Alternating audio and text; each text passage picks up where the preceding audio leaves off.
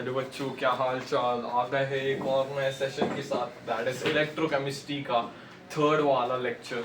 तो इलेक्ट्रोकेमिस्ट्री की सीरीज अपनी चालू थी तो ज़्यादा सपोर्ट तुम्हारा दिखा, तो यहाँ पे एक बहुत छोटी सी डिमांड है अपनी की 2 दिन में आप पहुँचा दीजिए अपने को 200 सब्सक्राइबर्स तक।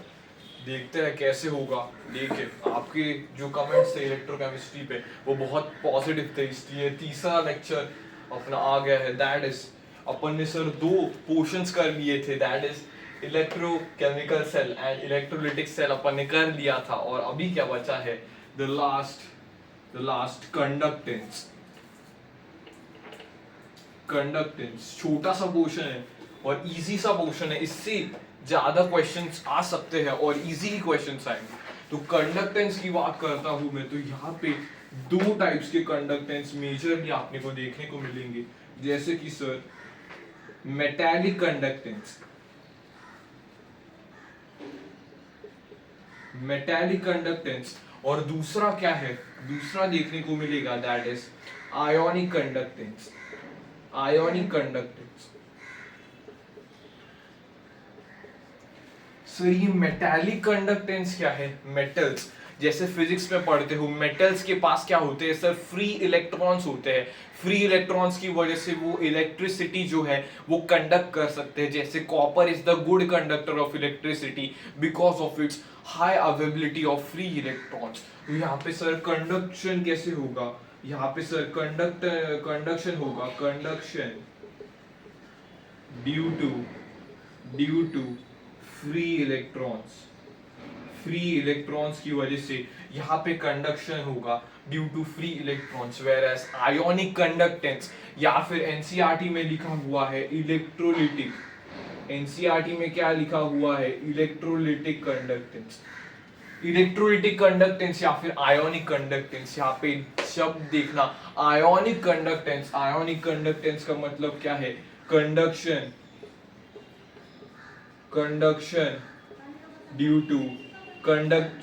ड्यू टू आयंस की वजह से। तो एक डिफरेंस है यहाँ पे, क्या है सर, मेटालिक कंडक्टेंस या फिर इसे क्या बोल सकते हैं, इलेक्ट्रॉनिक कंडक्टेंस। सर अपना थर्ड पोर्शन अभी चालू हो गया, दैट इज कंडक्टेंस। तो conductance as the name suggest, conductance 2 प्रकार के हो सकते हैं।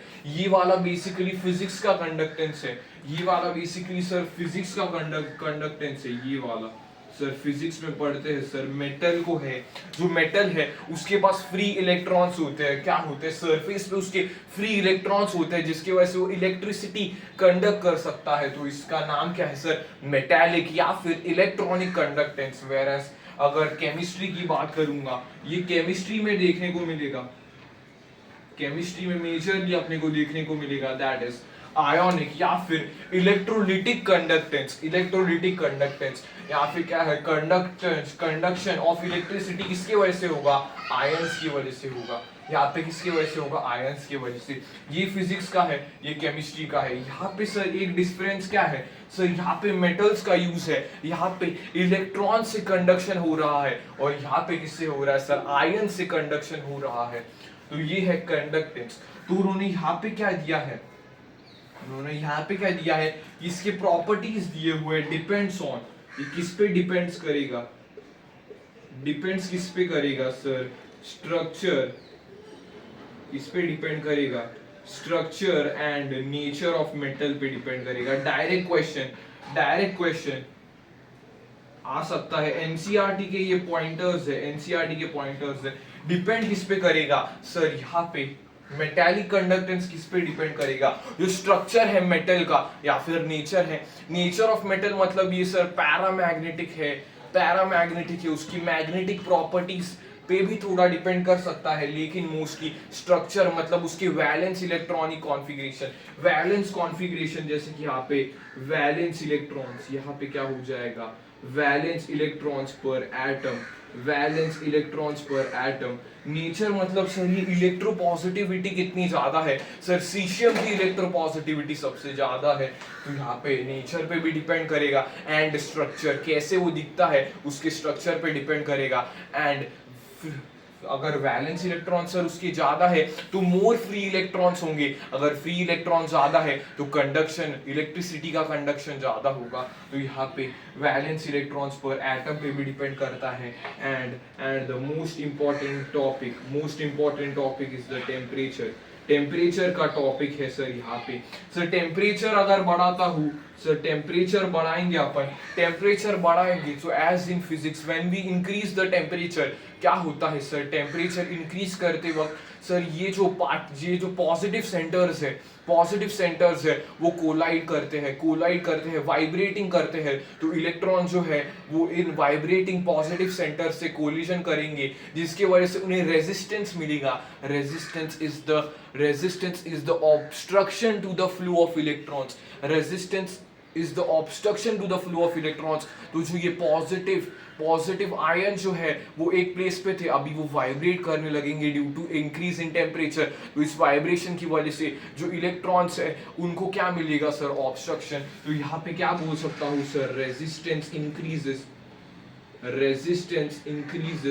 सर रेजिस्टेंस इंक्रीज होने के बाद क्या हो जाएगा, कंडक्टिविटी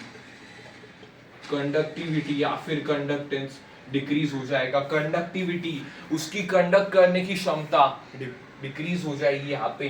तो सर अपन ने यहाँ पे मोस्टली क्या क्या पढ़ लिया है, the most important is this, temperature का गेम क्या है यहाँ पे, केमिस्ट्री और फिजिक्स एंड केमिस्ट्री में ये जो टेम्परेचर का रोल है दैट इज इंपॉर्टेंट। यहाँ से क्वेश्चन पूछ सकता है, तो एक बार रिवाइज कर लो, एक बार रिवाइज कर देता हूँ। ये मेटल है अपने पास sir, we have the metal over here. तो यहाँ पे उन्होंने क्या बोला, इसकी कंडक्टेंस किसकी वजह से होगा सर, इसका कंडक्टेंस जो है उसके फ्री इलेक्ट्रॉन्स की वजह से होगा। अगर ज्यादा फ्री इलेक्ट्रॉन्स है तो ज्यादा कंडक्टेंस होगा। तो ये किस पे डिपेंड करता है सर, ये किस पे डिपेंड करता है, स्ट्रक्चर पे डिपेंड करता है, नेचर पे डिपेंड करता है, कितना इलेक्ट्रोपॉजिटिव है नेचर पे डिपेंड करता है, and number of valence electrons per atom, and also depends on temperature. Temperature का सिंपल से याद रखो, अगर टेम्परेचर बढ़ाता हूँ जो पॉजिटिव स्फीयर्स है वो वाइब्रेट करने लग जाएंगे। अगर पॉजिटिव स्फीयर्स वाइब्रेट कर रहे हैं तो इलेक्ट्रॉन्स का जो मोशन है उन्हें ऑब्स्ट्रक्शन मिलेगा, इलेक्ट्रॉन्स के मोशन को ऑब्स्ट्रक्शन मिलेगा, that is resistance will increase. Resistance increase हो गया है तो कंडक्टेंस या फिर कंडक्टिविटी डिक्रीज हो जाएगी। और यहाँ पे आते हैं अभी आयोनिक कंडक्टेंस क्या है sir, ionic conductance is the conductance due to ions. तो ये किस पे डिपेंड करता है, डिपेंड, स्टार्टिंग तो सर सेम है sir, nature of the electrolyte. Sir nature of the electrolyte पे डिपेंड करता है, किस पे, nature of the electrolyte. Then second is the concentration of the electrolyte. Sir अगर कॉन्सेंट्रेशन ज्यादा है, where there are more concentrations, तो आयन ज्यादा होंगे इन द सॉल्यूशंस। अगर आयन ज्यादा होंगे तो सर कंडक्टिविटी ज्यादा होगी, क्योंकि आयंस के वजह से ही तो कंडक्शन हो रहा है, इसलिए कॉन्सेंट्रेशन पे भी डिपेंड करेगा। एंड यहाँ पे ये सेपरेशन है, ये थोड़ा सा सेपरेशन है यहाँ पे, ये वाला nature of the electrolyte, concentration of the electrolyte, and यहाँ पे क्या होगा, size of ions and solvation, and their solvation. अगर सर एक छोटा आयन है तो वो ज्यादा से ज्यादा कंडक्टिविटी दिखा सकता है, वेरएस जो छोटे आयंस होते हैं उनकी तुम्हें पता है सॉल्वेशन ज्यादा होती है। सॉल्वेशन ज्यादा होने के कारण उनकी जो साइज है वो बढ़ जाती है, इसलिए वो स्लोली मूव करते हैं, thereby showing less conductivity. And यहाँ पे क्या है सर, सॉल्वेंट का नेचर एंड विस्कोसिटी पे भी डिपेंड करता है। सॉल्वेंट का नेचर एंड विस्कोसिटी पे भी डिपेंड करता है, and also depends on the temperature. यहाँ पे क्या होगा देखना, समझना ध्यान से। टेम्परेचर अगर बढ़ाता हूँ तो यहाँ पे क्या होती है, काइनेटिक एनर्जी, जो आयंस की काइनेटिक एनर्जी है वो बढ़ जाती है। आयंस की काइनेटिक एनर्जी बढ़ जाएगी तो अगर उनकी स्पीड बढ़ रही है तो उनका क्या हो जाएगा, यहाँ पे रिवर्स हो जाएगा। उनकी कंडक्टिविटी जो की है that will increase. Conductivity जो कि है that will increase. Conductivity, conductance that will increase. Temperature बढ़ाता हूँ तो यहाँ पे काइनेटिक एनर्जी बढ़ेगी और कंडक्टिविटी इनकी बढ़ जाएगी. Whereas यहाँ पे क्या होगा सर, कंडक्टेंस इनका जो है एज रेजिस्टेंस जो है वो इनवर्सली प्रोपोर्शनल होता है. रेजिस्टेंस जो है वो इनवर्सली प्रोपोर्शनल होता है टू कंडक्टेंस. तो कंडक्टेंस जो मेटालिक है, मेटालिक में क्या होगा, डिक्रीज होगा और यहाँ पे क्या होगा, इंक्रीज होगा. तो ये है केमिस्ट्री का. तो यहाँ पे ये पूरा एक बार नोट कर लो. यहाँ पे पूरा एनसीईआरटी का जो शॉर्ट में दिया हुआ है वो यहाँ पे एक्सप्लेन करके मैं लेके आया हूँ. कंडक्टेंस सर दो प्रकार के हो सकते हैं. पहली बात तो सर मेटालिक कंडक्टेंस हो सकता है और यहाँ पे क्या हो सकता है, यहाँ पे सर हो सकता है आयोनिक कंडक्टेंस. आयोनिक कंडक्टेंस यहाँ पे हो सकता है सर मेटालिक कंडक्टेंस या फिर इलेक्ट्रॉनिक कंडक्टेंस. इलेक्ट्रॉनिक से क्या समझ रहा है सर, फ्री इलेक्ट्रॉन्स की वजह से इलेक्ट्रिसिटी, फ्री इलेक्ट्रॉन्स की वजह से कंडक्शन होगा. यस सर, फ्री इलेक्ट्रॉन्स की वजह से कंडक्शन होगा. यहाँ पे सर आयोनिक कंडक्टेंस से क्या समझ रहा है सर, आयंस की वजह से कंडक्शन होगा. उसके बाद ये जो डिपेंड किस पे करते हैं, ये जो डिपेंड किस पे करते हैं, तो यहाँ पे जो है metallic that depends on the structure पे डिपेंड करेगा एंड द नेचर पे डिपेंड करेगा. स्ट्रक्चर पे डिपेंड करेगा एंड द नेचर पे डिपेंड करेगा of the metals. Valence electrons, अगर ज्यादा वैलेंस इलेक्ट्रॉन्स है तो ज्यादा कंडक्टिविटी दिखाएगा. तो पर इलेक्ट्रॉन के, पर एटम कितने इलेक्ट्रॉन्स है. एंड टेम्परेचर में क्या होगा सर, रेजिस्टेंस बढ़ेगी तो कंडक्टिविटी की क्षमता भी कम हो जाएगी. whereas यहाँ पे देखता हूँ आयोनिक में तो सर 5 फैक्टर्स है. आयोनिक में सर 5 फैक्टर्स है. यहाँ पे nature of the electrolyte, sir कैसा इलेक्ट्रोलाइट है. अगर स्ट्रॉन्ग इलेक्ट्रोलाइट है तो जल्दी से डिसोसिएट हो जाएगा. अगर वीक इलेक्ट्रोलाइट है तो थोड़ा टाइम लेगा या फिर उसमें डिग्री ऑफ डिसोसिएशन का कंडीशन आएगा. Concentration of electrolyte, as I mentioned earlier, that if the concentration of electrolyte is higher, so the ions will be more. Ions अगर more होंगे तो सर कंडक्टिविटी ज्यादा होगी. Size of ions भी है and their solution and solvent का nature and their viscosity हो जाएगा यहाँ पे. and temperature का the most important case हमेशा temperature बनता है. अगर यहाँ पे temperature ज्यादा तो उनका सर कंडक्टेंस या फिर कंडक्टिविटी मतलब क्या है सर, कंडक्टिविटी मतलब कंडक्ट करने की क्षमता. तो कंडक्टेंस बढ़ेगा एंड कंडक्टिविटी भी बढ़ रही है. तो ये एक बार नोट कर लो, वेरी इंपॉर्टेंट टॉपिक है. यहाँ से क्वेश्चंस कुछ देखे गए, कुछ क्वेश्चंस यहाँ से देखे गए हैं. ठीक है, तो ये है इलेक्ट्रोकेमिस्ट्री का 3rd लेक्चर और यहाँ पे बेसिक ये वाला पार्ट है. ठीक है, जल्दी से नोट कर लो, मिटा देता हूँ. सर इसमें और क्या चीजें हैं, इसमें बेसिक से चीज वो है जो फिजिक्स में पढ़ते हो, that is resistance and all जो तुम पढ़ते हो वो थोड़ा इसका यूज होने वाला है. जैसे मैं बोलूंगा यहाँ पे रेजिस्टेंस, बेसिक से चालू हो जाओ. रेजिस्टेंस, हाँ कुछ लोगों को कंडक्टेंस और कंडक्टिविटी में डाउट होगा. Yes, I will explain that. तो रेजिस्टेंस पहले देखते हैं. रेजिस्टेंस को क्या लिख सकते हैं सर, आर. तो अपने पढ़ा कि sir R is directly proportional to length and R is inversely proportional to area. So we can write R is equals to rho L by A. Whereas rho is the resistivity. Resistivity मतलब resist करने की क्षमता. तो यहाँ पे देखने को मिलेगा. ये है सर इसका SI यूनिट क्या होगा. SI यूनिट इज ओम. ठीक है, यहाँ ये उसका सिंबल है. ये रेजिस्टेंस जो है सर वो लेंथ के डायरेक्टली प्रोपोर्शनल है एंड एरिया के इनवर्सली प्रोपोर्शनल है. R is equals to rho L by A. And rho is the resistivity. Sir rho की यूनिट क्या है, rho is equals to RA by L. rho की unit क्या होगी sir, SI unit of rho is equals to ohm per meter. That is ohm meter पर नहीं, ओम metre लिख सकते हो, इसे ओम मीटर लिख दिया सर. यहाँ पे पहला वाला पॉइंट जो है वो क्लियर है। रेजिस्टेंस क्या होता है, रेजिस्टेंस की एक बार डेफिनेशन अगर छोटे क्लासेस में हो गई तो पूछ सकता है वो, that is obstruction, obstruction to the flow of electrons, obstruction to the flow of electrons, it's called the resistance। obstruction दे रहा हूं मैं, obstruction to the flow of resistance, यहाँ पे देखेंगे सर, यहाँ पे बोलता हूं मैं मेटालिक, फिर से एक बार रिवाइज कर देता हूं सर, मेटालिक कंडक्टेंस में क्या होता है, मेटालिक कंडक्टेंस में क्या होता है सर, टेम्परेचर बढ़ाते हो तो रेजिस्टेंस बढ़ जाएगा, और सर जी जो है कंडक्टेंस जो है वो घट जाएगा। सर ये कंडक्टेंस को जी क्यों लिख रहे हैं, वेरी गुड, इसका भी है, इसका है अभी कंसिडरेशन। कंडक्टेंस मतलब कंडक्शन की क्षमता, कंडक्टेंस मतलब कंडक्ट को कितने इजीली कर पा सकता है, तो कंडक्टेंस मतलब इसे जी से डिनोट करेंगे। Conductance is nothing but it is the reciprocal of resistance. कुछ भी याद नहीं है तो रेसिप्रोकल ऑफ रेजिस्टेंस होता है, कंडक्टेंस उसे कहेंगे। सर यहाँ पे देख लेते हैं, अगर मैंने रेजिस्टेंस को सर रेसिप्रोकल किया तो यहाँ पे अपने को देखने को मिलेगा 1/1 रो एल बाय ए, यहाँ पे देखने को मिलेगा।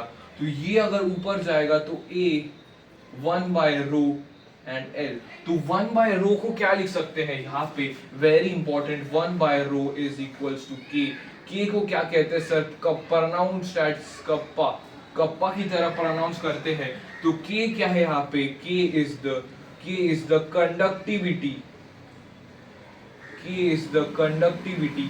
कंडक्टिविटी बोले तो कंडक्टिविटी बोले तो यहाँ पे देखना, कंडक्टिविटी बोले तो कंडक्ट करने की क्षमता, कंडक्ट करने की क्षमता। वेरस रो क्या बोला था मैंने, रो क्या बोला था, रेजिस्टिविटी मतलब रेजिस्ट करने की क्षमता, ठीक है। तो यहाँ पे 1/, ये इंपॉर्टेंट है,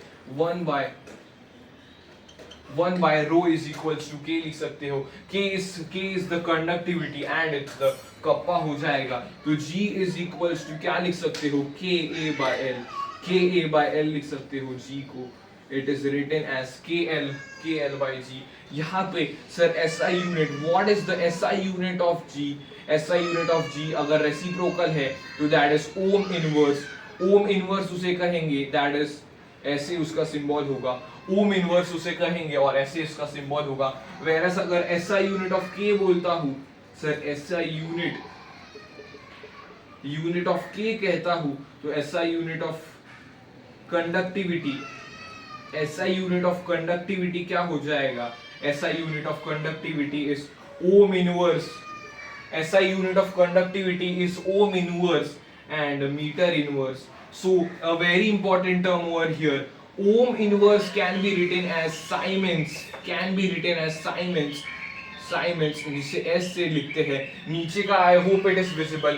ohm inverse को क्या कहेंगे, ohm inverse is called as Siemens, Simon, यहाँ पे S से लिखूंगा तो इसे क्या लिख सकता हूँ सर, साइमन पर मीटर इसे लिख सकता हूँ sir, siemens per metre. And conductance को क्या लिख सकता हूँ सर, कंडक्टेंस को I can simply write as S siemens हो जाएगा। तो यहाँ पे मैंने कंडक्टेंस कवर करवा दिया, कंडक्टिविटी कवर करवा दिया, रेजिस्टेंस कवर करवा दिया एंड रेजिस्टिविटी कवर करवा दिया। रेजिस्टेंस एक बार देखना, रेजिस्टेंस क्या होता है, रेजिस्ट मतलब किसको रेजिस्ट, ऑपोजिशन करना, तो ऑपोजिशन, ऑपोजिशन या फिर obstruction to the flow of electrons, जो क्या करेगा सर, करंट को डिक्रीज करेगा, तो इसे रेजिस्टेंस कहते हैं, आर आ जाएगा। So we know that R तो फिजिक्स से ही मालूम है, ऐसा कोई तार नहीं जिसका कोई आर नहीं, मतलब resistance is directly proportional to the length and inversely proportional to the area. तो यहाँ पे सर कांस्टेंट डालेंगे, that is the resistivity. Sir resistivity एक मटेरियल पे डिपेंड करता है, मटेरियल की प्रॉपर्टी है रेजिस्टिविटी। जैसे सर मेटल्स की है रेजिस्टिविटी लो होने वाली है, सेमीकंडक्टर्स की जो रेजिस्टिविटी है वो बीच में रहेंगी एंड इंसुलेटर्स है उनकी रेजिस्टिविटी हाई होगी। यहाँ पे देख लो, रेजिस्टिविटी मतलब सर जस्ट रेजिस्ट करने की क्षमता, तो इस रेजिस्टिविटी का SI यूनिट क्या होगा, रेजिस्टिविटी का SI यूनिट यहाँ पे लिखा हुआ है, दैट इज ओम मीटर हो जाएगा। यस, और उसके बाद आता है सर कंडक्टेंस, मतलब सर कंडक्ट कर रहे हो आप, तो कंडक्टेंस यहाँ पे लिख लिया। कंडक्टेंस यहाँ पे लिख दिया, तो यहाँ पे लिखो G is equals to 1/r reciprocal of resistance. इसलिए क्या हो रहा था सर वहां पे मेटालिक कंडक्टेंस में क्या हो रहा था कि सर टेम्परेचर बढ़ रहा था तो रेजिस्टेंस बढ़ रहा था, तो G क्या हो जाएगा, दैट इज कंडक्टेंस क्या हो जाएगा, कम हो जाएगा। ठीक है, तो ये मैंने लिख दिया है यहाँ पे। एक जनरलाइज फॉर्मूला लिख सकते हो G is equals to KA/L भी लिख सकते हो यहाँ पे। SI unit is equals to ohm inverse को मैंने क्या बोला sir, we can write ohm inverse as siemens मतलब S से लिख सकते हो। तो K मैंने बोला दैट इज कंडक्टिविटी मतलब कंडक्ट करने की क्षमता। जैसे conductance was the reciprocal of resistance, वैसे conductivity is the reciprocal of resistivity. तो यहाँ पे उसे प्रोनाउंस क्या किया जाएगा sir, kappa, that is conductivity का यूनिट क्या है sir, ohm inverse metre inverse sir, siemens metre inverse भी लिख सकते हो। तो ये है बेसिक फॉर्मूला वाला चीज यहाँ पे डिकोड कर दिया है, बेसिक फॉर्मूला वाला चीज। ठीक है सर।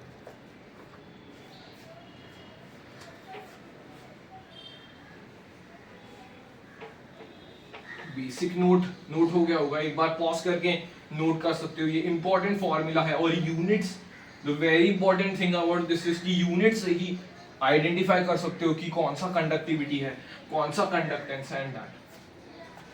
तो अभी एक पॉइंट दिया है in your NCERT, that is Wheatstone bridge. एक पॉइंट दिया है that is Wheatstone bridge. Generally physics में होता है लेकिन थोड़ा सा मेंशन कर लिया है तो दे देता हूँ। यहाँ पे व्हीटस्टोन ब्रिज सर कैसे बनाएंगे, यहाँ पे देखना ध्यान से। एक व्हीटस्टोन ब्रिज बनाता हूँ, ठीक से बन जाए तो अच्छी बात है।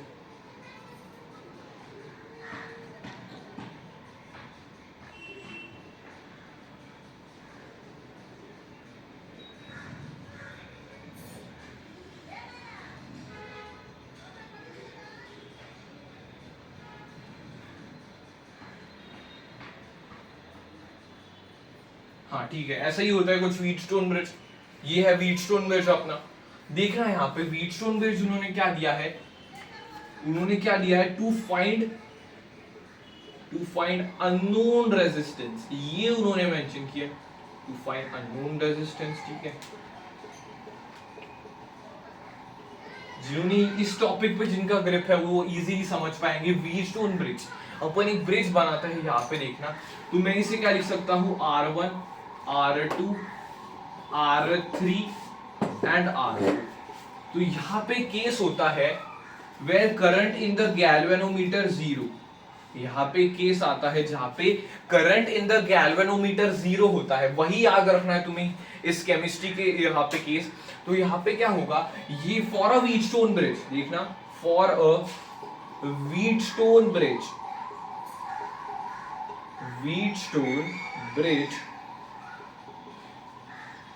ये कंडीशन क्या है व्हीटस्टोन ब्रिज की, कंडीशन ये है कि सर IG यहाँ पे जो करंट जा रहा है वो जीरो होना चाहिए। तो उसके लिए क्या कंडीशन है कि R1/R3 is equals to R2/R4।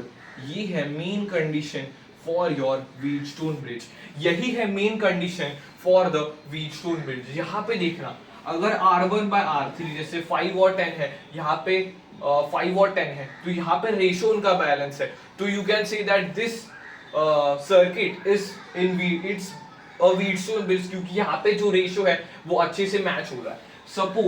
Suppose अगर तुम्हें पूछा उन्होंने फाइंड R1, सपोज उन्होंने पूछा फाइंड R1, तो कैसे करोगे, यहाँ से R1 is equals to R2/R4 into R3 हो जाएगा।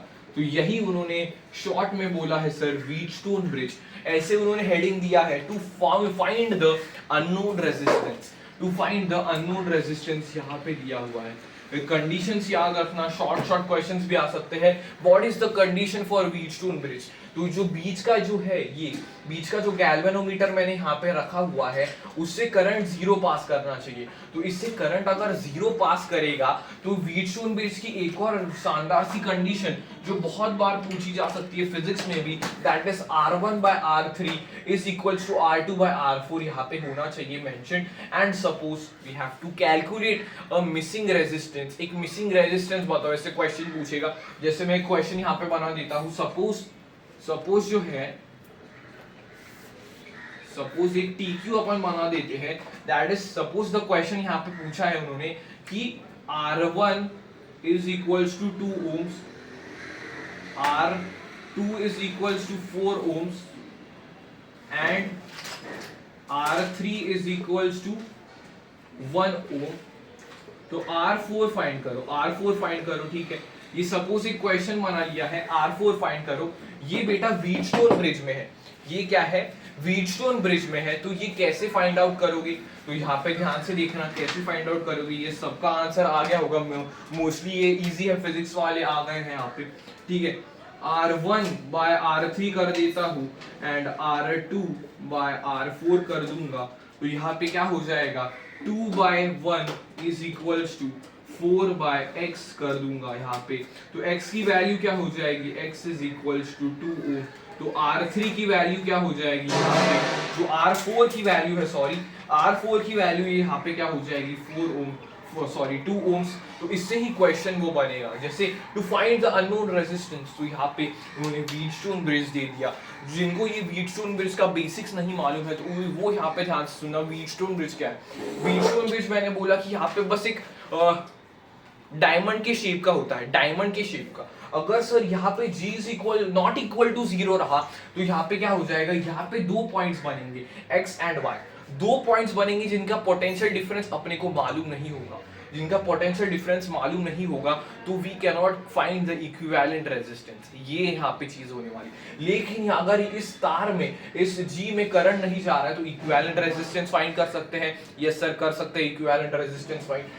तो यहाँ पे वो पूछता है what is the condition for Wheatstone bridge. यहाँ पे एक व्हीटस्टोन ब्रिज बना के देखेगा और तुम्हें चेक करना है सर ये व्हीटस्टोन ब्रिज है या नहीं, it is an Wheatstone bridge और नॉट। तो ये कंडीशन करना, R1/R3 is equals to R2/R4। अगर ये मैच कर जाता है मतलब ये व्हीटस्टोन ब्रिज में है, मतलब ये व्हीटस्टोन ब्रिज में है। अगर उन्होंने बोला to find the unknown resistance तो यहाँ पे सिंपली अपन ये खेल खेल सकते हैं। क्वेश्चन भी यहाँ पे सॉल्व करवा दिया है। तो बेसिक छोटा सा टॉपिक है लेकिन उसे छोड़ना नहीं चाहता मैं, इसलिए यहाँ पे व्हीटस्टोन ब्रिज का भी ध्यान से कवर्ड है, यहाँ पे व्हीटस्टोन ब्रिज का भी ध्यान से कवर्ड है। एक बार नोट कर लो, ठीक है, ठीक है, यहाँ पे हो गया।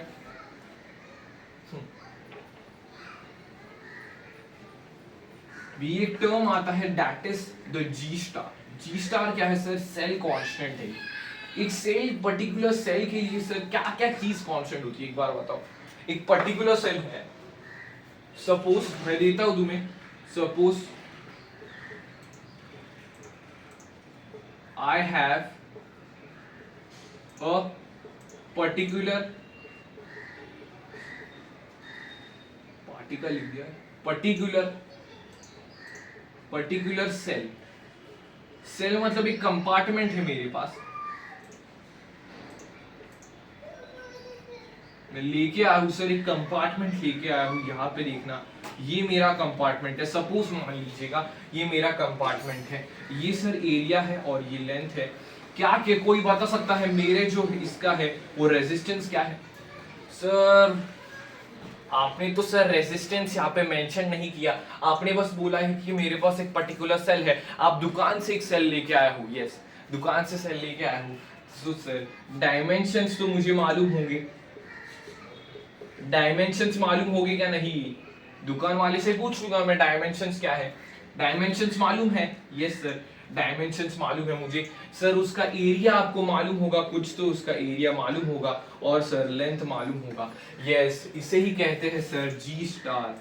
कोई सब बच्चे कंफ्यूज होंगे इस शब्द में। जी स्टार क्या है? जी स्टार क्या है सर? जी तो कंडक्टेंस था, कोई लेना देना नहीं है इसका कंडक्टेंस के साथ। जी स्टार मतलब जो कांस्टेंट चीजें हैं, एक सेल के लिए सर क्या कांस्टेंट होगा, एक दुकान से सर सेल लेके आए, उसमें सर इतना बड़ा सेल था, इतना बड़ा ऐसे सिलेंड्रिकल सेल ये लेके आए थे अपन सर, उसकी जो लेंथ थी वो सर दी हुई है उस पे, और सर एरिया दिया हुआ है, तो सर लेंथ मालूम है, एरिया मालूम है, तो जी स्टार क्या होता है, सिंपली एक बार देख लेना, जी स्टार क्या हो जाएगा, L by A.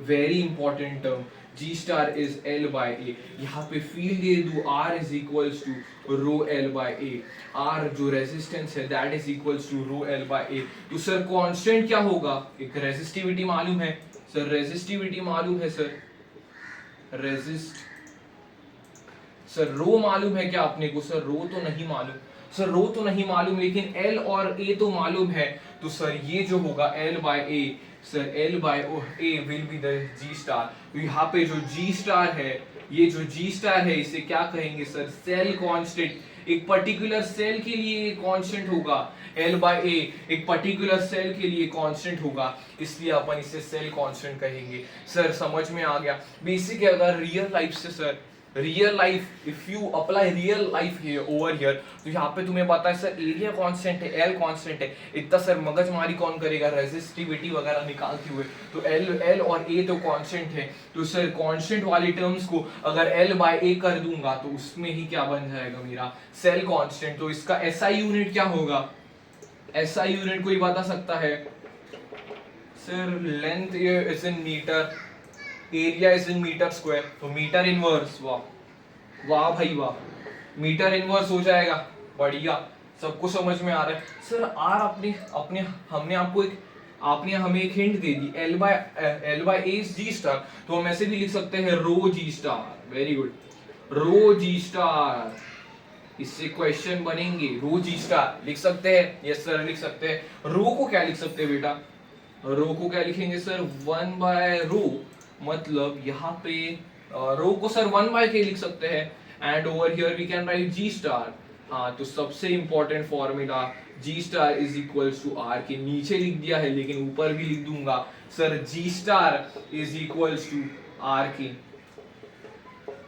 G star is equals to R के, very important formula, G star is equals to R के। सर बेसिक से मैंने ये फॉर्मूला यहाँ पे लेके आया हूँ, लेकिन फॉर मेजॉरिटी क्वेश्चंस ये वाला फॉर्मूला एनसीईआरटी के मेजॉरिटी क्वेश्चंस के लिए ये फॉर्मूला दिया हुआ है, G star is equals to R के, G star is equals to R के। अगर मैं लिखता हूँ if सेम सेल में दो इलेक्ट्रोलाइट्स लेके हुए, इफ सेम सेल में दो इलेक्ट्रोलाइट्स है, तो R1 K1 is equals to R2 K2 हो जाएगा। Very important, again very important sir, अगर दो सेल्स में मैंने रेजिस्टेंस सेम रखी, कॉन्सेंट्रेशन ऑफ इलेक्ट्रोलाइट वगैरह मैंने सेम रखा है वहां पे, तो सर जो मतलब अलग अलग रख सकते हो, कॉन्सेंट्रेशन कंडक्टिविटी वगैरह अलग अलग है, लेकिन सेम सेल में मैंने काम किया है, तो अगर सेम सेल है तो उसका जी स्टार भी सेम होगा। तो जी स्टार को इक्वेट कर लो, R1 K1 is equals to R2 K2, R1 K1 is equals to R2 K2। तो यहाँ पे एक इंपॉर्टेंट कॉन्सेप्ट क्लियर हुआ है, that is the cell constant. क्या बोला मैंने सेल कांस्टेंट के बारे में, सर दुकान से एक सेल लेके आते हैं और बोलते हैं सर उसका लेंथ तो दिया हुआ है, एरिया भी दी हुई है, तो जी स्टार क्या हो जाएगा, जी स्टार क्या हो जाएगा, L बाय ए हो जाएगा। उसकी यूनिट याद रखो, मीटर इनवर्स। अगर उसकी यूनिट मीटर इनवर्स है तो A बाय एल नहीं हो सकता। क्या बोला, अगर उसकी यूनिट मीटर इनवर्स है तो A बाय एल हो सकता है क्या, A बाय एल हो सकता है क्या, नहीं होगा। इसलिए यहाँ से तुम कंफ्यूज नहीं होंगे बिल्कुल भी। अगर तुम्हें याद नहीं हो रहा है L बाय ए, तो सिंपली रेजिस्टेंस का जो मैंने ट्रिक बताया वो यूज कर सकते हो। Resistance is equals to rho L by A, तो रो तो कोई निकलने की मगजमारी नहीं करेगा, लेकिन L बाय ए तो कांस्टेंट है, तो L बाय ए है, that is the G star. उसे क्या कहेंगे, जिस जी स्टार को क्या कहेंगे, सेल के लिए सर ये कांस्टेंट होगा, एक सेल के लिए कांस्टेंट होगा। डायमेंशंस तो कांस्टेंट होती है, तो इसका सर एसआई यूनिट से भी फील हो गया कि सर L बाय ए ही होगा। किसने अगर बोला क्लास में A बाय एल है तो उसे बोलना पढ़ के आ जा, it is L by A because the SI unit is metre inverse. SI unit क्या है, मीटर इनवर्स है, ठीक है। तो मैंने यहाँ पे बहुत अच्छे से बहुत सारे फॉर्मूलेस बना सकता हूँ इससे, लेकिन एक इंपॉर्टेंट फॉर्मूला है G star is equals to R K, यहाँ पे दिया हुआ है G star is equals to R K if same cell, अगर सर सेम सेल रखते हैं, अगर यही दोनों के डायमेंशन सेम है सर, इन दोनों के डायमेंशन सेम है, ये एक सेल में सर एक इलेक्ट्रोलाइट रख दिया, उसकी सर कंडक्टिविटी ये थी, रेजिस्टेंस ये थी, वेरएज ये भी सेम सेल है, उसमें भी एक दूसरा इलेक्ट्रोलाइट और उसकी कंडक्टिविटी ये रख दी, तो उसका रिलेशन क्या हो जाएगा, R1K1 is equals to R2K2 हो जाएगा। ठीक है, नोट कर लो जल्दी से, वेरी इंपॉर्टेंट टॉपिक, बहुत सारे लोग यहाँ पे कंफ्यूज होने वाले हैं, लेकिन कंफ्यूज की बात नहीं है, सिंपल कर देंगे स्टडी तुम्हारी पूरी। ठीक है, मिटा दूं, ठीक है।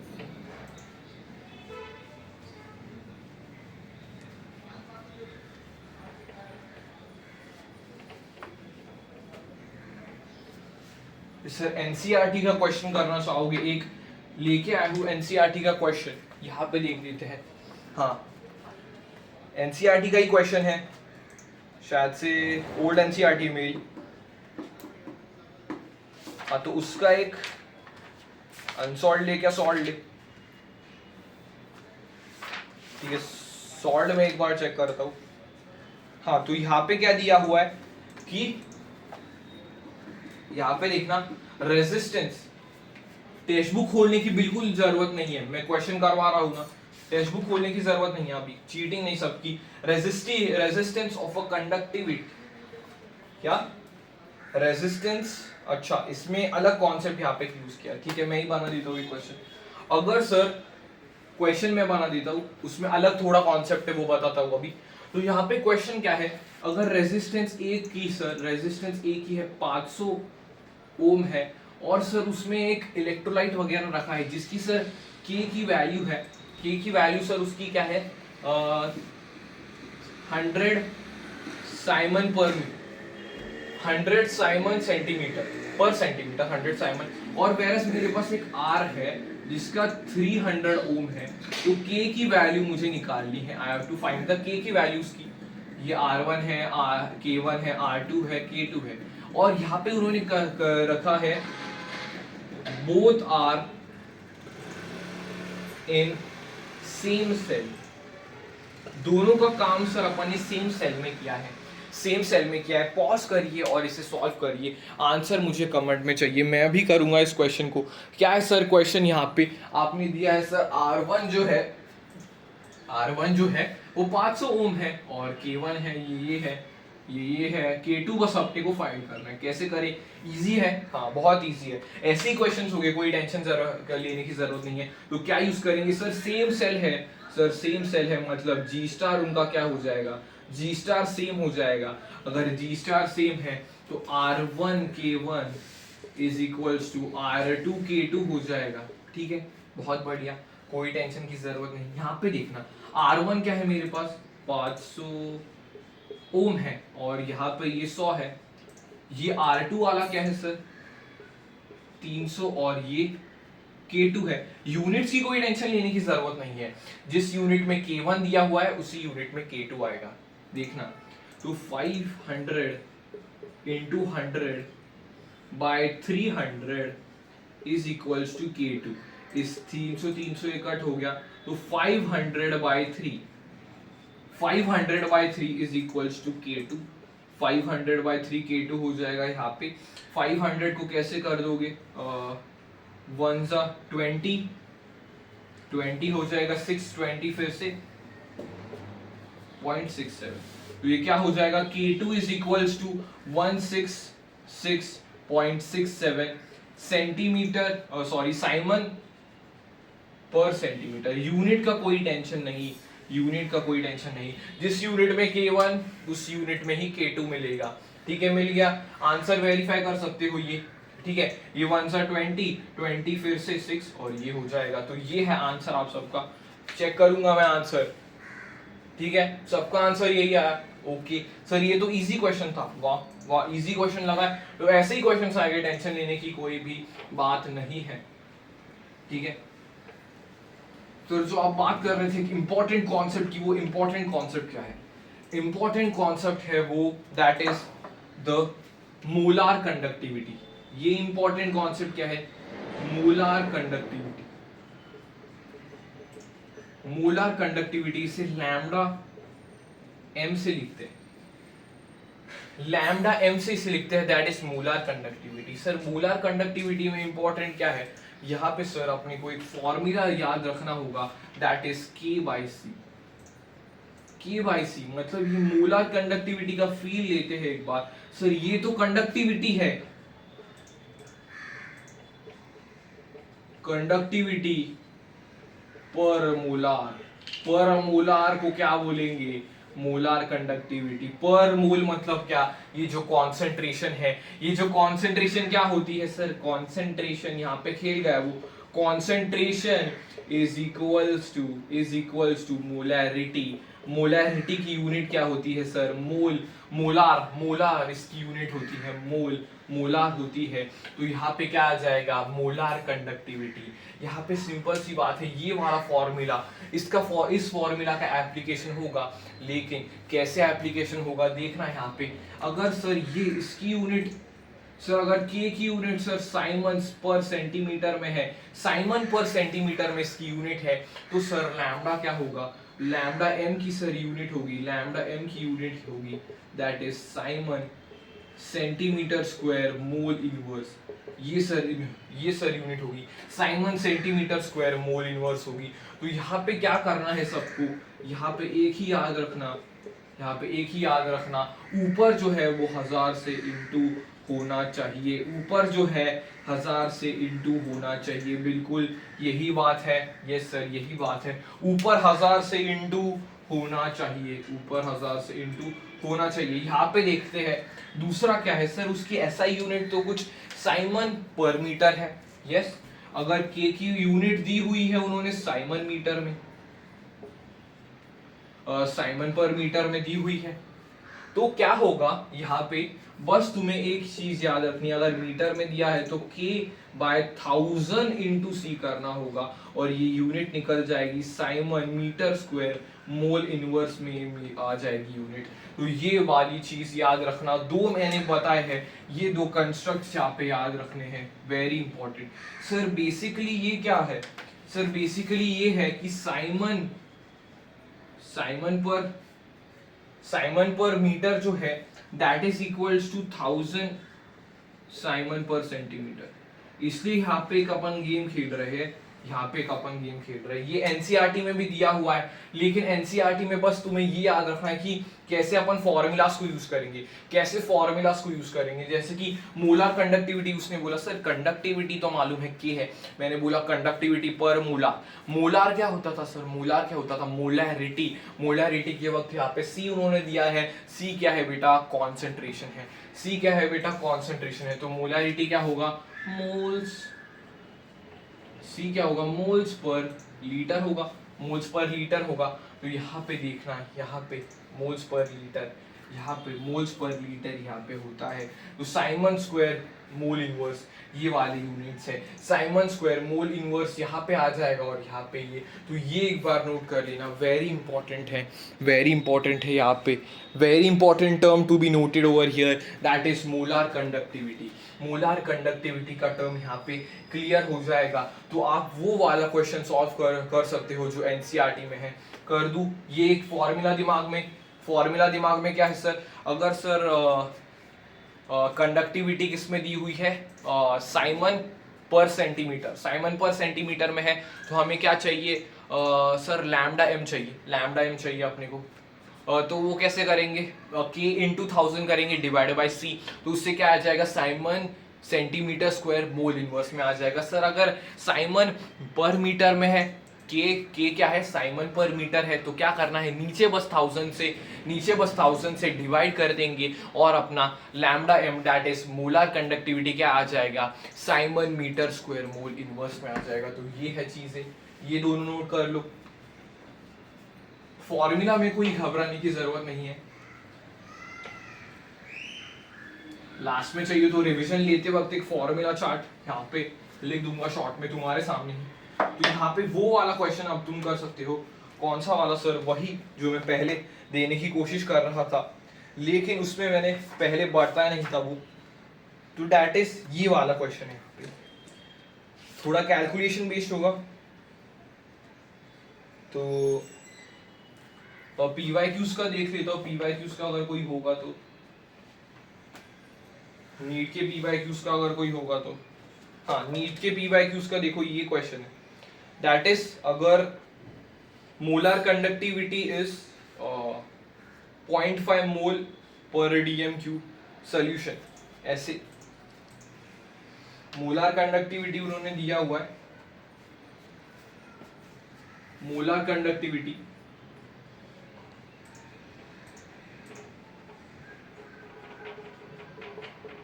देखना क्वेश्चन है, मोलर कंडक्टिविटी उन्होंने क्या दिया है?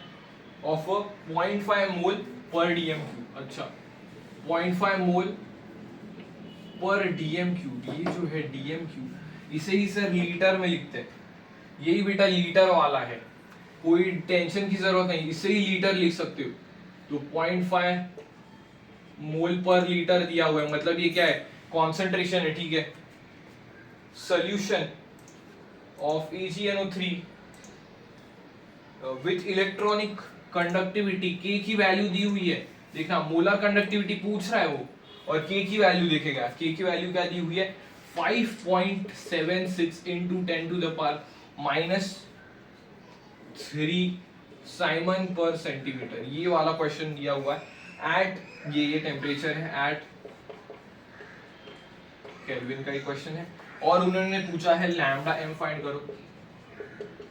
हाँ, लैम्डा m, तो ये कहाँ पे आया सर? ये 2016 का फेज 2 में आया है। हाँ, पिछले बार भी अपन ने 2016 फेज 2 का क्वेश्चन किया था। कौन सा था वो?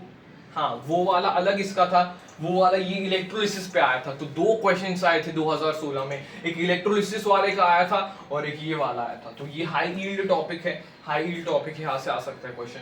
तो ये सॉल्व करिए सारा, जल्दी से सॉल्व करिए, पॉज करके सॉल्व करिए। वेरी इजी क्वेश्चन, बहुत इजी है। मैंने तो DMQ भी बता दिया, लीटर होता है, ठीक है। सॉल्व करता हूँ, ठीक है, कर दूं सॉल्व। सिंपल फॉर्मूला मैंने बोला सर, अपन ऑप्शंस देख लेते हैं, अपन ऑप्शंस देख लेते हैं सर। सबके answer Simon centimetre square mole inverse में है। हाँ सर, उसके आंसर है, क्योंकि ये बेटा साइमन पर सेंटीमीटर में लिया था, ठीक है। तो यहाँ पे क्या होगा फॉर्मूला? ऊपर के नीचे से 1000, ऊपर के नीचे से 1000, ऊपर या नीचे 1000। तो मैंने बोला ऊपर है, ऊपर है, अरे छोटा है, अरे छोटा है, छोटा है ना, सेंटीमीटर इनवर्स छोटा है मीटर इनवर्स से, तो ऊपर लगेगा, ऊपर लगेगा, ऊपर लगेगा, ठीक है, ऊपर लगा दो। और उसके बाद ये चीजें करने हैं, तो sir simply 5/6 into 10 to the power -3 into sir 10 to the power 3 करेंगे, डिवाइड बाय 0.5, मतलब 2 ऊपर चला जाएगा, 5.76 इंटू 2 हो जाएगा, और ये कट जाएगा, ठीक है। तो सिंपली कर दो, यहाँ पे 12 1 कैरी, 14 15 एक कैरी, 10 11 हो जाएगा, 2 छोड़ देंगे, ठीक है। ऑप्शन है वैसा कोई? यस सर, ऑप्शन है यहाँ पे 11.52 साइमंस। ये ऑप्शन अपना कुछ डी होगा, ऑप्शन अपना कुछ डी होगा। यहाँ पे एक बार ट्राई कर सकते हो, ये ऑप्शन एक बार चेक कर लेता हूँ, वैसे करेक्ट ही होना चाहिए। कौन सा वाला है? 21 का अपना क्या आया था? 4 आया था सर, डी आया था 21 का, 4 आया था। हाँ, 21 का 4 आंसर है, ठीक है, बहुत इजी लगा। 21 का 4 आंसर है, यस सर, 21 का 4 आंसर है। अगर जिसका करेक्ट आया उसको मेरे तरफ से एक स्टार वहां पे लिख दो, स्टार लिख दो। हाँ, क्योंकि ये आइडेंटिफाई जिसने भी कर लिया, बता रहा हूँ अभी, ये आइडेंटिफाई जिसने भी कर लिया, मतलब उसने ये 2016 का क्वेश्चन क्रैक कर लिया। बाकी फॉर्मूला तो ये मैक्सिमम लोगों को याद रहेगा, लेकिन सर डीएम पर क्यूब क्या रहता है? यही तो है, ये लीटर ही होता है, तो इसलिए सिंपली ये उसका आंसर आ जाएगा। वेरी गुड, मैक्सिमम लोगों का हो गया। हाँ, खतरनाक ऑडियंस है, हो गया सबका, वाह वाह भाई वाह, खतरनाक ऑडियंस है।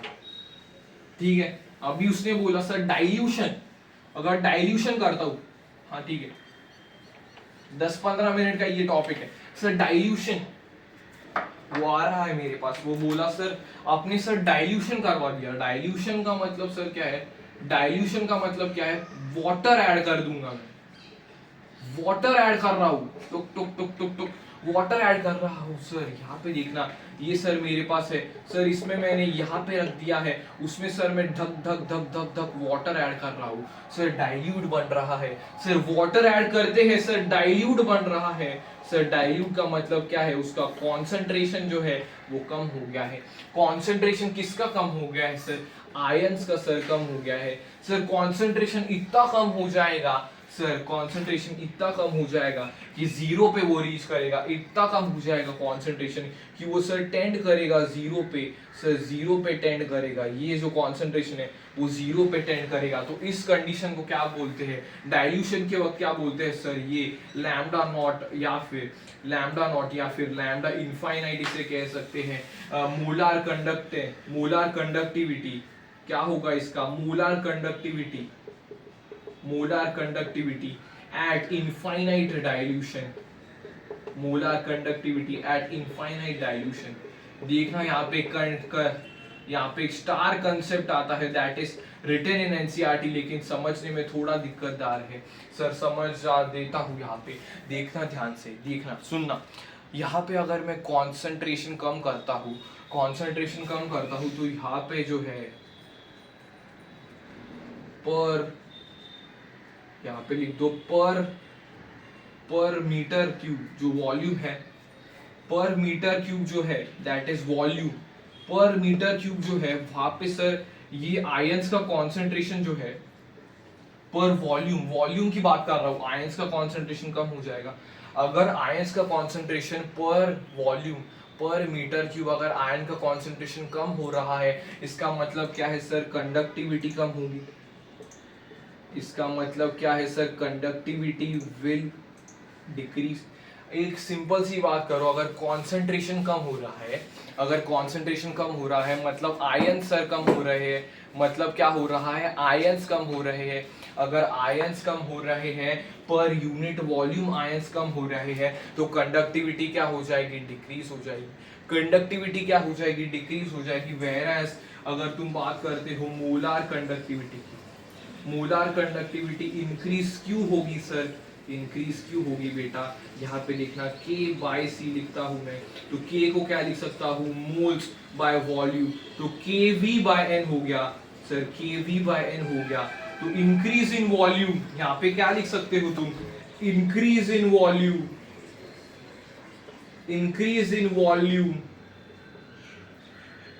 डोमिनेट,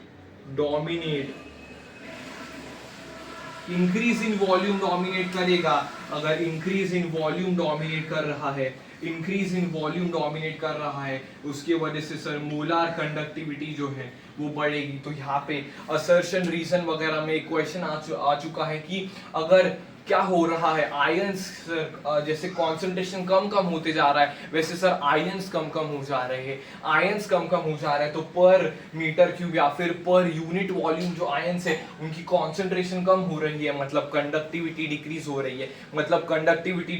रही है, but the increase in volume, ऐसे लिखा हुआ है, the increase in volume is dominated over the decrease in conductivity. इसलिए सर मोलार कंडक्टिविटी क्या लिखोगे, मोलार कंडक्टिविटी इंक्रीजेस। तो ये बात याद रखना। यहाँ पे डाइल्यूशन का केस है, डाइल्यूशन मतलब क्या, वाटर ऐड कर रहे हो, डाइल्यूट कर रहे हो, मतलब कॉन्सेंट्रेशन डिक्रीज हो रहा है। एक स्टेज आएगा वह कॉन्सेंट्रेशन टेंड्स टू जीरो पे टेंड हो गया, तो इसे क्या कहेंगे sir, molar conductivity at infinite dilution. Infinite dilution के केस पे molar conductivity at infinite dilution, इसे लैम्डा नॉट या फिर लैम्डा इनफाइनाइट भी लिख सकते हो। और ये कॉन्सेप्ट क्लियर करवा दिया, दिखा हुआ एनसीईआरटी में कहाँ पे दिया हुआ है कॉन्सेप्ट, दैट इज गिवन, पुरानी एनसीईआरटी है लेकिन यहाँ पे दिया हुआ है वो कॉन्सेप्ट ये वाला।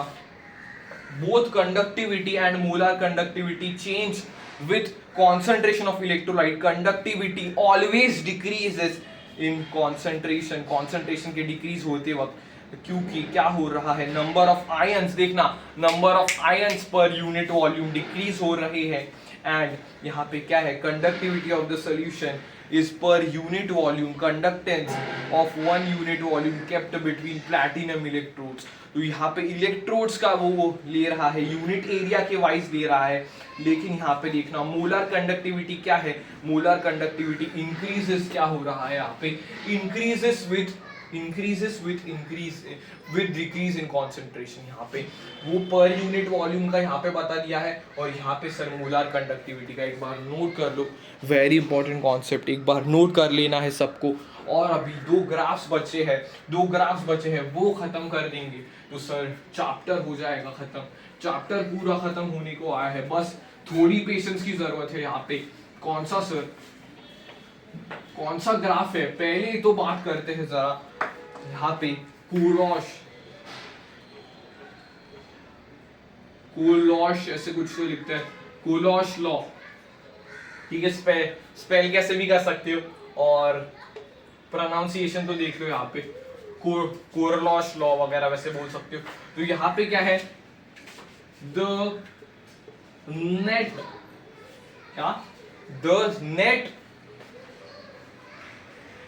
Limiting molar conductivity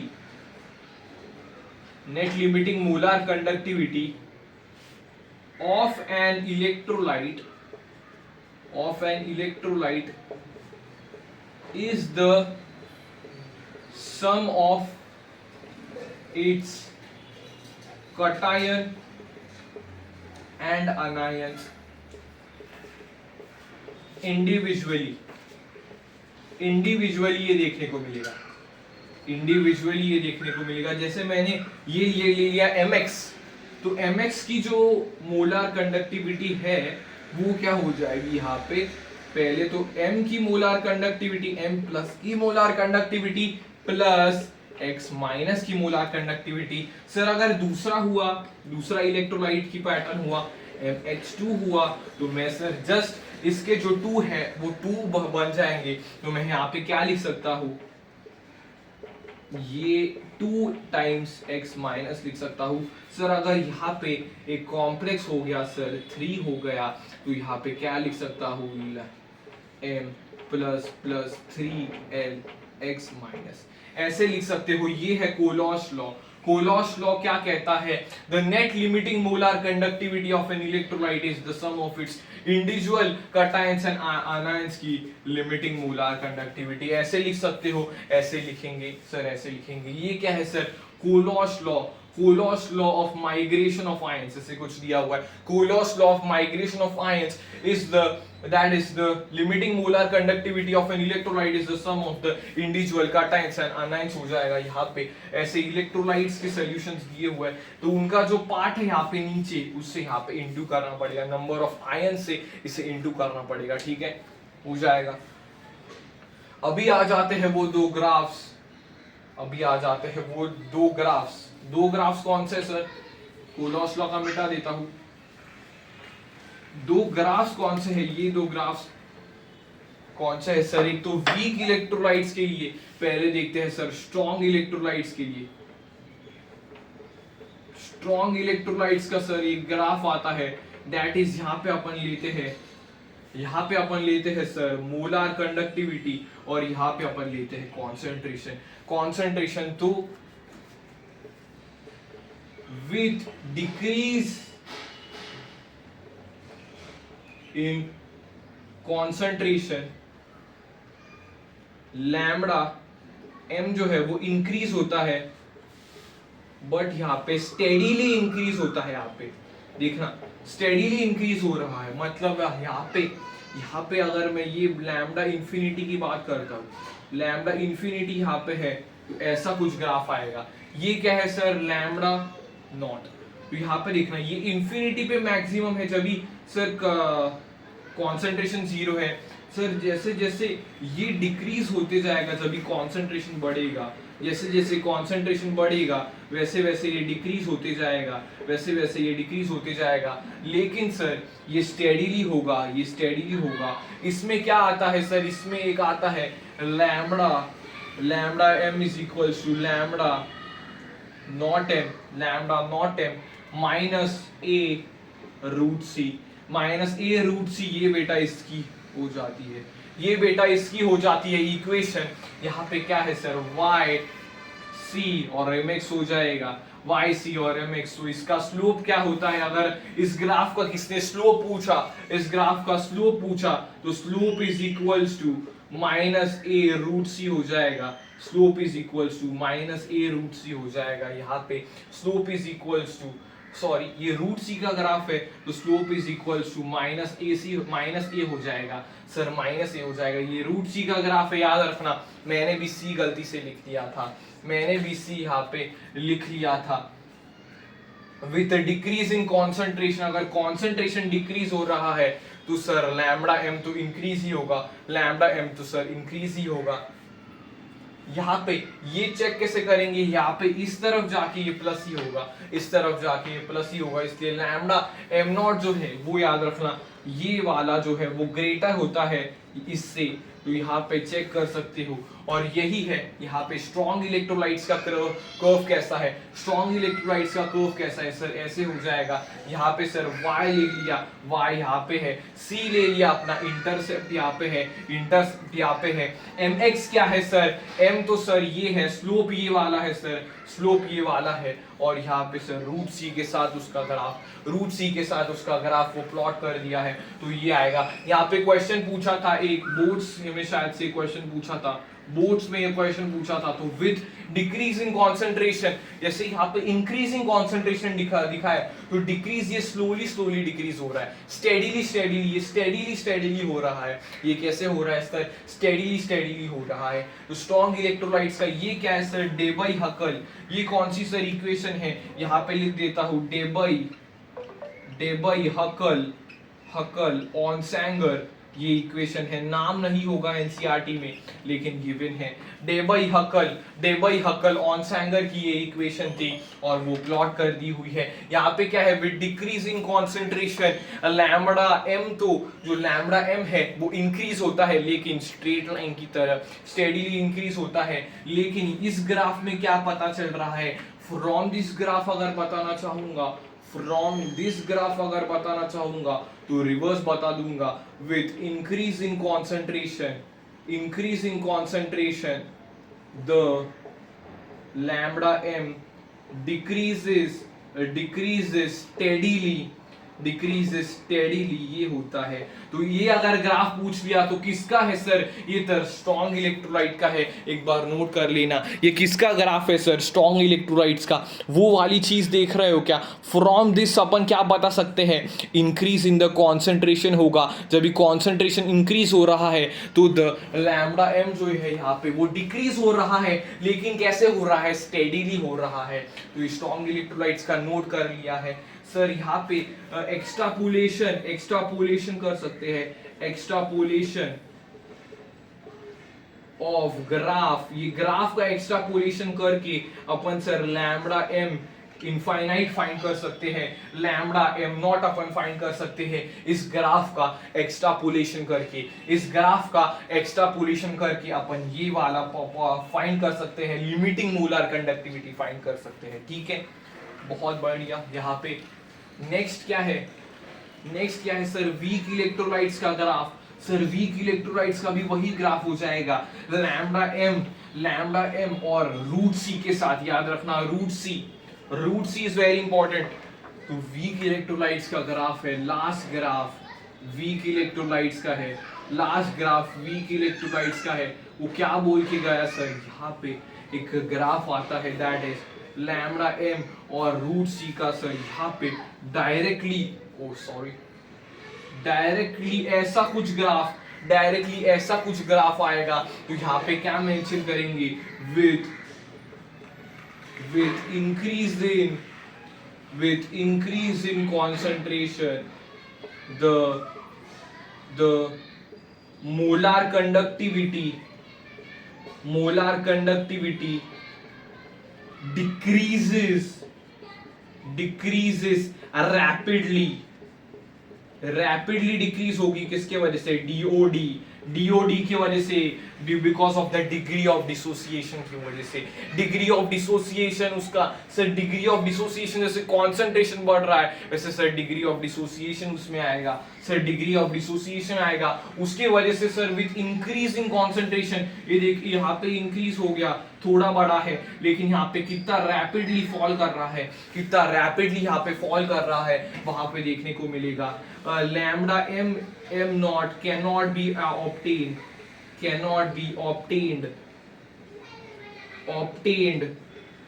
by extrapolation। Extrapolation से ये बेटा नहीं ला सकते हो। एक्स्ट्रापोलेशन का मतलब क्या है, इस लाइन को जो है पीछे पीछे खींच के जो लैम्डा नॉट है, लैम्डा एम नॉट है, that is limiting molar conductivity, वो नहीं ला सकते हो। इसलिए विथ इंक्रीज, यहाँ पे क्वेश्चन आया हुआ है, विथ इंक्रीज इन कॉन्सेंट्रेशन जो मोलर कंडक्टिविटी है वो खटाक से मतलब रैपिडली डिक्रीज होगी ड्यू टू अल्फा का concept, that is degree of dissociation की कॉन्सेप्ट की वजह से। तो ये वीक इलेक्ट्रोलाइट्स हो गया सर, वीक इलेक्ट्रोलाइट्स हो गया सर। अल्फा कैसे फाइंड कर सकते हैं, अल्फा कैसे फाइंड कर सकते हैं, सिंपल सी बात है, lambda not by lambda M by lambda M not से ये कैलकुलेट कर सकते हो। ये वाला है अल्फा का फॉर्मूला, ये वाला है अल्फा का फॉर्मूला, ये अल्फा का फॉर्मूला है। और सर के ए कैसे फाइंड कर सकते हो, K A is equals to C alpha square by 1 minus alpha. ये सर एसिड का डिसोसिएशन कांस्टेंट है, एसिड का डिसोसिएशन कांस्टेंट है, एंड के बी ये बेस का डिसोसिएशन कांस्टेंट है, ये बेस का डिसोसिएशन कांस्टेंट है।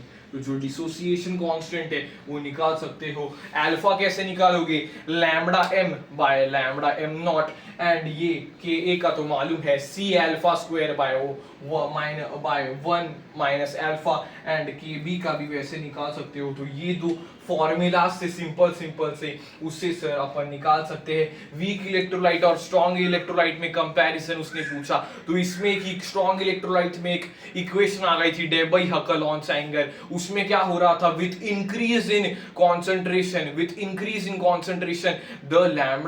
the lambda m that was molar conductivity that was decreasing, but it was decreasing steadily, whereas यहाँ पे weak electrolyte के केस में with increasing concentration the lambda m that is limiting molar conductivity decreases rapidly due to degree of dissociation के concept की वजह से। degree of dissociation किसमें आता है, weak electrolytes में ही आता है। उसने बोला सर अल्फा कैसे फाइंड करेंगे, alpha is equal to lambda M by lambda M not, and degree of dissociation निकाल लिया। डिग्री ऑफ डिसोसिएशन तो डिसोसिएशन कांस्टेंट है, K A is equal to C alpha square by 1 minus alpha, and K B is equal to C alpha square by 1 minus alpha से हो जाएगा। एक last question बस करते हैं 5 मिनट में, फिर हो जाएगा अपना कॉन्सेप्ट ओवर। तो कौन सा है ये सम, कौन सा क्वेश्चन है, इंपॉर्टेंट क्वेश्चन है ऑन कोलॉस लॉ। बाकी के घर पे तुम ट्राई कर सकते हो क्वेश्चंस, 2 ही क्वेश्चंस इसमें हो पाएंगे क्योंकि एक छोटा टॉपिक है, और खुद से ट्राई करना क्योंकि बेसिक ही क्वेश्चंस है। यहाँ पे क्वेश्चंस लेके आने वाला हूँ, ये वाला जो है पीवाईक्यूज ही देखेंगे। देखते हैं कौन सा पीवाईक्यू है, कौन सा तगड़ा वगैरह पीवाईक्यू है। हाँ, ये वाला पीवाईक्यू दिया हुआ है उन्होंने, ये वाला पीवाईक्यू है कि बेटा यहाँ पे जो लैम्डा एम यहाँ पे दिया हुआ है एजी NO3 का, लैम्डा एम एजी NO3 का दिया हुआ है, that is it is given as 133.45 centimeter square mole inverse यहाँ पे दिया हुआ है ये वाला। And they have given lambda M not of AG lambda M not of KCl उन्होंने दिया हुआ है, KCl दिया हुआ है, that is equals to 149.95 centimeter square mole inverse दिया हुआ है। यहाँ पे साइमन की यूनिट शायद से भूल गए, यहाँ पे सब साइमन में होने चाहिए। हाँ, और यहाँ पे लैम्डा एम नॉट दिया हुआ है उन्होंने KNO3 का, that is given as 14 144.9, हाँ 9 दी हुई है Simon centimetre square mole inverse. यहाँ पे साइमन लगा दो, यहाँ पे साइमन उन्होंने नहीं लगाया।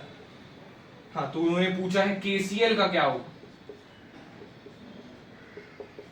ऐसे ही टाइप के क्वेश्चंस देखने को मिलेंगे। ये आया है 2017 का क्वेश्चन है, 2017 नीट गुजरात का क्वेश्चन है, यहाँ पे देखने को मिल सकता है। यहाँ पे ये क्या दिया है उन्होंने, लैम्डा एम नॉट AgNO3 का दिया हुआ है, ये वाला सर दिया हुआ है। और sir lambda M not KCl का दिया हुआ है, यस सर KCl का, और KNO3 का दिया हुआ है। AgCl का फाइंड कैसे करेंगे, AgCl का फाइंड कैसे करेंगे, तो एक बार देखना है यहाँ पे कैसी मैं वे करूंगा। ऑप्शन सर कमेंट कर दीजिए, आंसर्स आप कमेंट कर दीजिए और मैं सॉल्व करने जा रहा हूँ। पहले देखता हूँ मैं, सर यहाँ पे K की जरूरत नहीं है, Ag की जरूरत है और Cl की जरूरत है। Ag की जरूरत है और Cl की जरूरत है, तो क्या कर सकते हैं sir, lambda M not KNO3, ठीक है, लैम्डा एम नॉट KNO3, उसमें क्या है सर, उसमें क्या है, lambda M not K plus का है plus lambda M not NO3 minus का है। उसके साथ मुझे क्या माइनस करना पड़ेगा, उसके साथ मुझे क्या प्लस या फिर माइनस करना पड़ेगा, माइनस सर AgNO3 ले ले, पहले AgNO3 ले लेते हैं। AgNO3 ले लिया मैंने, AgNO3, ठीक है, AgNO3 यहाँ पे ले लेंगे। AgNO3 के साथ मुझे क्या माइनस करना होगा, यस क्या माइनस करना होगा मुझे AgNO3 के साथ, ये KNO3 माइनस कर सकता हूँ, जिससे NO3 कैंसिल हो जाएगा, NO3 कैंसिल हो जाएगा। लेकिन K का भी अपने को टर्म नहीं चाहिए, ठीक है, K का भी अपने को टर्म नहीं चाहिए, तो प्लस क्या कर देंगे यहाँ पे KCl कर देंगे, ठीक है। तो ये K कैंसिल हो जाएगा, बेसिक सी बात, K कैंसिल हो जाएगा। यहाँ पे देखना, ये मैंने लिखा है, इससे क्या समझ रहा है सर, ये जो Ag है NO3 ये तो कैंसिल आउट हो जाएगा, K ये कैंसिल आउट हो जाएगा, तो ये KCl ये AgCl का दे देगा, AgCl का दे देगा। ये इंपॉर्टेंट क्वेश्चन है ऐसे टाइप की, इसलिए सॉल्व करना है ध्यान से। मैंने क्या लिखा सर, AgNO3 लिखा, माइनस सर KNO3 किया, प्लस सर KCl करता हूं मैं। तो यहाँ पे देखना, ये अभी मैं ओपन कर रहा हूं, इसे मैं ओपन कर रहा हूं, तो कैसे दिखेगा, lambda naught of Ag plus lambda naught of NO3 minus lambda naught of K plus